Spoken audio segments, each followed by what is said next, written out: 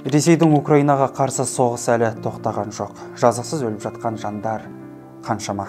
Жақында Біріккен ұлттар ұйымы бас хатшысының Киевке ресми сапарымен келген тұста Украина астанасы Киевке зымыранмен шабуыл жасалды.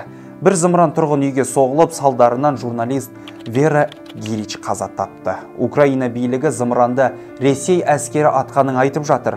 Ал бұған дейін 27 сәуірде өткен Біріккен ұлттар ұйымы қауіпсіздік кеңесінің бейресми отырысында Украинада болжам бойынша шамамен 6000 әскери қылмыс жасалғаны хабарланды.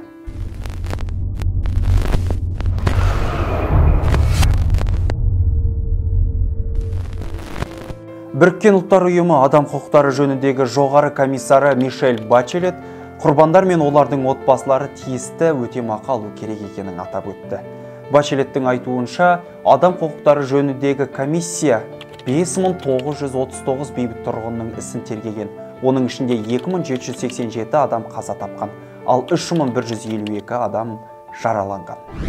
Албанияның сыртқы істер министрі Олта Джачка және бір қатар батыс өкілдерінің, соның ішінде ақш пен Франция өкілдері қылмыскерлерді жауапқа тартылатынын хабарлады.